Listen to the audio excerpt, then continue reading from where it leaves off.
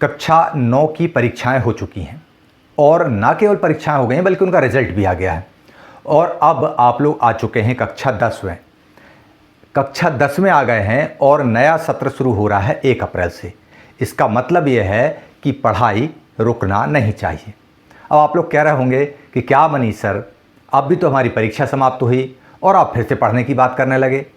तो my dear students, आपको मैं ये बता दूं कि पढ़ाई रुकना नहीं चाहिए का मतलब ये नहीं है कि आप अपनी मस्ती छोड़ दो।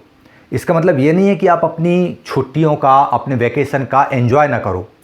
आप जो है बताते हैं कि स्टेशन रोड पे सीधे चले आइए, एक मेडिकल की दुकान मिलेगी। मेडिकल की दुकान पर आप अगर गाड़ी से हैं तो अंदर गली में आ जाइए, एक मंदिर मिलेगा, मंदिर से आप राइट टर्न लीजिए और आप सीधे आगे बढ़ते आएंगे।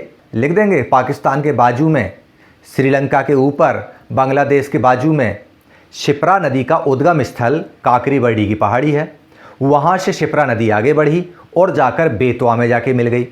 बेतवा नदी जाकर मिली यमुना नदी से और यमुना नदी का संगम हुआ गंगा नदी से। यानी अल्टीमेटली, अंतिम रूप से शिप्रा नदी गंगा नदी में जाकर के विसर्जित हुई। यानी शिप्रा का जल गंगा नदी के पानी में मिला।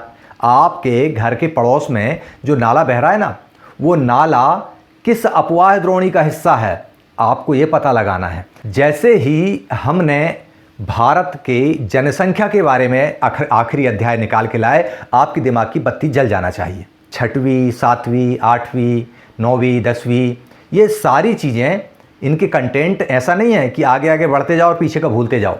सामाजिक विज्ञान लैब के अंदर पढ़ने वाली चीज़ नहीं है।